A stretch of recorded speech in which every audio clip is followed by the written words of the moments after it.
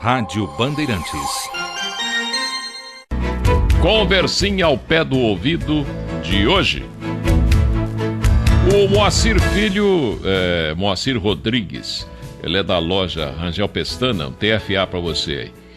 E ele faz uma pergunta interessante para a gente discorrer um pouco sobre um tema que a gente mais gosta, que é a lei da polaridade. Gostaria que você falasse sobre o ceticismo. As pessoas céticas que não acreditam em nada, Deus, religião, reencarnação, né? Pode isso? O que seria isso? Seria um karma, etc, né? Vamos fornecer dados aqui para você pensar um pouco e os ouvintes também que têm dúvidas a respeito, né? Por que se permite que exista um cético, né? Que não acredita em coisa nenhuma? Você que acredita no Supremo Arquiteto do Universo, eu também que acredito e tal... Por que esse Supremo Arquiteto permite que haja um ser que não acredita nele, né? Simplesmente porque o Supremo Arquiteto, para ser entendido, você tem que compreendê-lo como aquele que comanda um dia da criação. Então são 7 Supremos Arquitetos do Universo, porque eles exercem uma função delegada do grande chefe geral, ou do né? Estudando cosmogênese e antropogênese, e na eubiose já se entra logo nesse tipo de estudo, né? E muitas vezes na maçonaria, tanto Grande Oriente como Grande Lorde, já vai se entrar nisso devagar no grau 18 em diante, graus Rosa Cruz, como se diz, né? E depois de muita pesquisa se aprende. A eubiose já começa no primeiro grau para entrar na série interna, a estudar cosmogênese e antropogênese. Segundo grau, cosmogênese e antropogênese. Terceiro grau, cosmogênese e antropogênese. E mais um monte de coisa. Depois, terceiro grau, a mesma coisa. E quarto grau, idem, que é uma iniciação tipo egípcia, com graus Manu, Yama, Karuna e Astarote, né? E onde a gente capta os ensinamentos do professor Henrique Zé de Souza, difíceis de entender, porque ele não estava lá para falar fácil, né?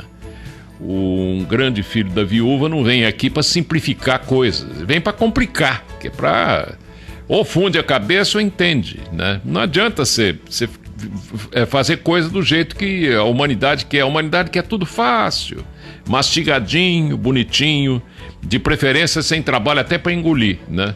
Nós temos esse tipo de preguiça. E então, cada comandante de um dia da criação é um autogerado, né? Autogerados são os famosos Mahashoans dos hindus, ou Dhyan Shoan, se você quiser. Mahashoan são os grandões, né? Cada um deles é um universo até, né? É um ser enorme, um anjo mesmo, com asa e tudo. E cada chakra dele é um globo, como nós estamos falando isso aqui há bastante tempo já. E cada globo desse dura uma eternidade de tempo para produzir tudo o que ele tem que produzir de acordo com o plano cósmico.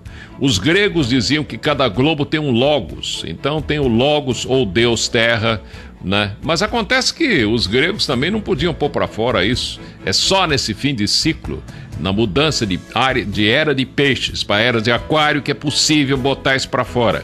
Como diz o grão-mestre da Sociedade Brasileira de Eubiose, Hélio Jefferson de Souza, filho do professor Henrique Zé de Souza. É hora de pôr tudo para fora. Ou vai ou racha, fazer o quê, né? E não adianta ficar com medo, tanto que a ciência está aí acompanhando, como a gente tem mostrado, né? Com teorias que parecem as coisas mais absurdas do mundo e que na verdade não são. Porque o esoterismo já vem pregando isso há muito tempo. Tem coisa que os atlantes sabiam há 1 milhão de anos atrás, né? E tem gente descobrindo a pólvora agora. Imagine você. Mas um grande mestre, que era o filho da viúva aqui, né?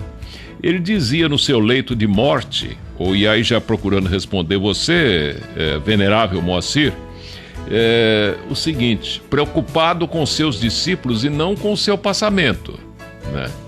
Gostaria que meus filhos espirituais compreendessem pelo menos a lei da polaridade.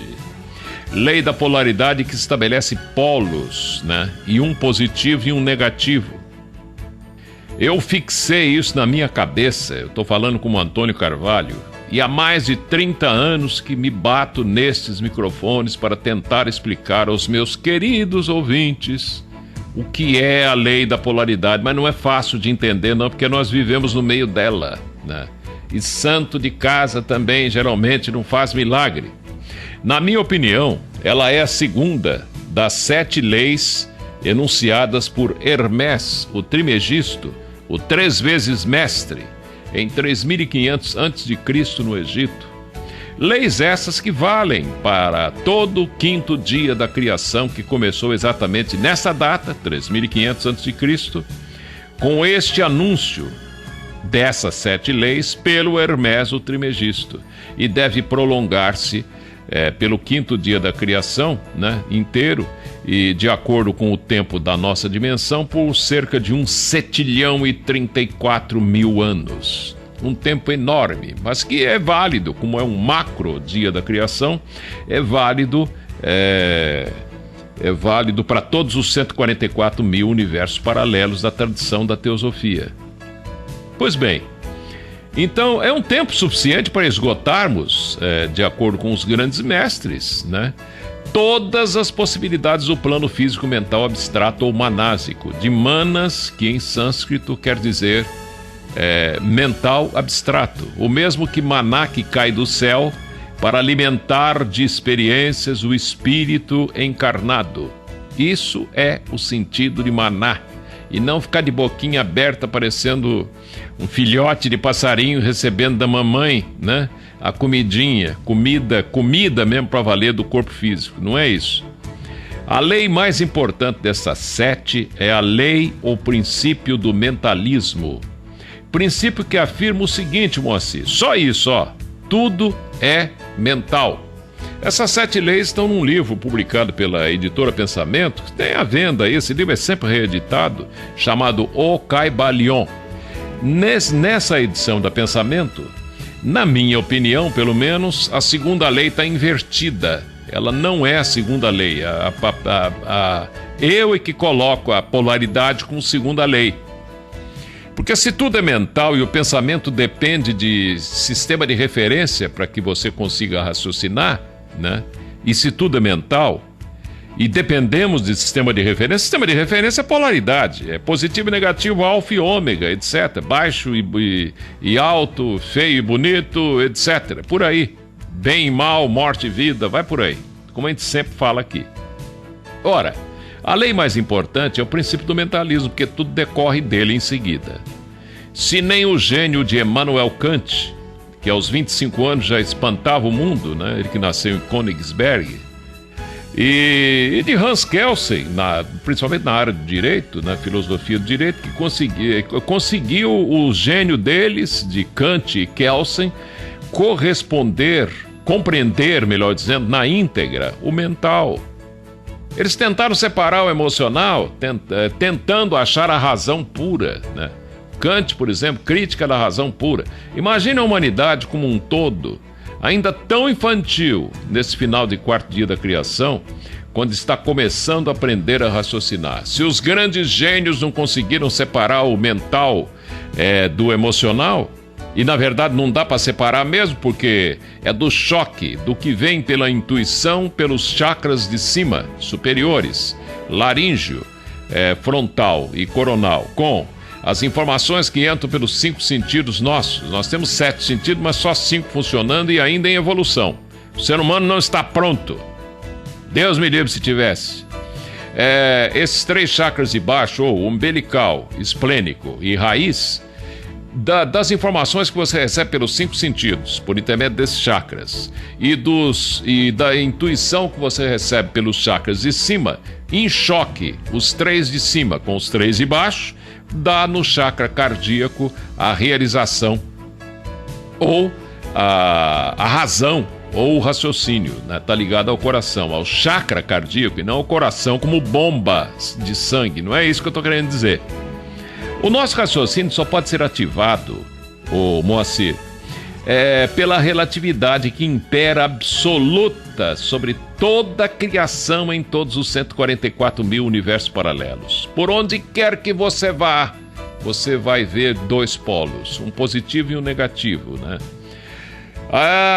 Quando eu estudei química lá no interior, no colegial ainda, o professor dizia, o elétron não sei o que, não tem massa. Depois no fim já tinha massa, o elétron era só negativo. Por fim descobriram um elétron positivo, que é o pósitron, e pronto, tá aí, ó, né? Tudo enquanto é partícula subatômica que descobrem, tem uma antipartícula ou uma partícula companheirinha daquela primeira partícula. E eu já comentei várias vezes aqui que isso aí é sexo na matéria. É positivo e negativo, mas é macho e fêmea também. Porque não há partículas subatômicas, são elementais e não elementos químicos também, né? São seres vivos, mas de uma constituição diferenciada dessa que nós conhecemos aqui. É a mesma coisa de eu chegar para você e falar assim, o ser humano é um androide com baterias dentro. Você fala assim, androide? Mas androide tem que ser de lata, etc., com chips dentro e tal. Ué, não pode ser de carne, com uma glândula comandando as outras, a hipófise comandando as outras glândulas, mas que numa disfunção de uma tireoide, por exemplo, já começa a dar problemas e tal, e de repente você está com o organismo inteiro pifando, porque nós formamos um sistema, né, de órgãos. Esses órgãos têm que trabalhar em harmonia, como o Dr. Andretta mostra no livro dele, que já mostramos aqui. Se não tiver em harmonia, pelo menos uma harmonia controlada, né? Harmonia total não existe. A harmonia total absoluta não existe. Como equilíbrio absoluto é tudo parado, né? Não há evolução. E sem essa harmonia nós não funcionamos. É a mesma coisa de um carro, né? Você começa, dá problema na direção hidráulica, dá problema no sei. Depois você sai no carro, na rua, ele está despedaçado, fazendo barulho, tudo atrapalhado. Envelheceu. Nós somos a mesma coisa, né? Mas tem gente que horroriza muita gente essa ideia mecanicista, chamada mecanicista, do ser humano, porque fica pensando que é materialismo puro, quando na verdade não é isso. Não é isso. O ser humano é um androide com duas baterias. Uma que é chamada de alma animal, que é essa que está ligada ao emocional nosso, e uma alma chamada alma espiritual, que está ligada a uma porção especializada do plano mental abstrato, o maná que cai do céu. O nosso raciocínio só pode ser ativado pela relatividade que impera absoluta sobre toda a criação em todos os 144 mil universos paralelos. A filosofia descobriu isso há um bom tempo e deu-lhe o nome de sistemas de referência, Moacir. Sem referências, parâmetros, não conseguimos raciocinar, não tem jeito. O feio é tão importante quanto o bonito. Aí eu começo a explicar para você, ó. O feio é tão importante quanto o bonito. A tristeza é tão importante quanto a alegria. O negativo é tão importante quanto o positivo, e o pessoal fica falando em mente positiva sem entender a função do negativo, né? E então nós precisamos desse parâmetro, né? A tristeza é tão importante quanto a alegria, o mal é tão importante quanto o bem, a morte é tão importante quanto a vida.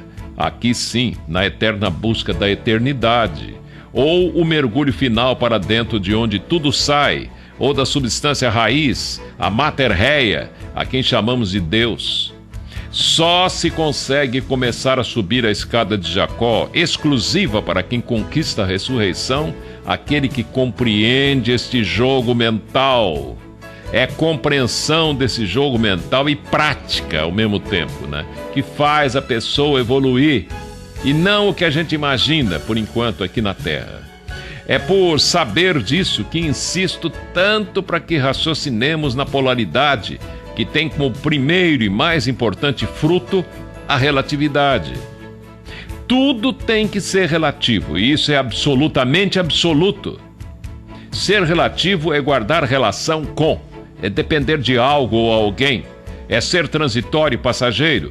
É toda a criação, por mais eterna que possa parecer aos mais efêmeros, é finita, pois não se pode compreender que a vida, que é forma, manifestada no palco do espaço, como espetáculo que é, sob o juízo do tempo, não se desgaste.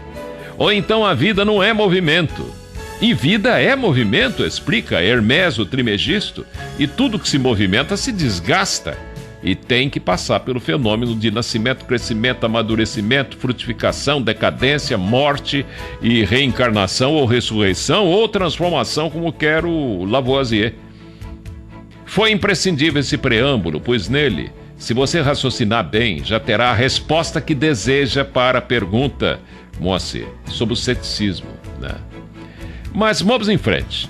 Se os opostos são imprescindíveis para aplicarmos a lógica de Aristóteles ou compreendermos a dialética dos filósofos, se torna clara a ideia de que bem e mal têm a mesma importância para se equilibrarem. Todavia, se há excesso de ceticismo, é porque deve haver na outra ponta, no outro polo, à guisa de compreendermos os extremos do segundo trono, que no terceiro trono, estou falando de plano arquetipal, acabou por inspirar René Descartes em suas ordenadas cartesianas, sem as quais não teríamos nossos gráficos de hoje. Se o primeiro momento cósmico é um ponto no círculo, primeiro trono, que persiste como olho de Deus no triângulo equilátero depois, que os maçons conhecem bem, no segundo trono, né? Este ponto se movimenta para a esquerda até o menos infinito e para a direita até o mais infinito, gerando a ideia de alfa e ômega, lembrando a afirmação de Jesus, o Cristo, um grande mestre nesses assuntos. Disse o Cristo: eu sou o alfa e o ômega. Ninguém chega ao Pai, à intuição, estou falando de plano arquetipal, sem passar por mim, chefe do raciocínio. Eu sou um avatar do segundo trono do plano mental, da polaridade. Eu, por exemplo, sou então um reflexo do meu pai Melquisedeque, que é o senhor da polaridade. Aí, ó. Ele estava explicando, mas isso aí é para poucos entenderem ainda, né? Agora sim, convido você a raciocinar comigo. Se eliminarmos o cético, não estaremos também eliminando o crédulo, Moacir?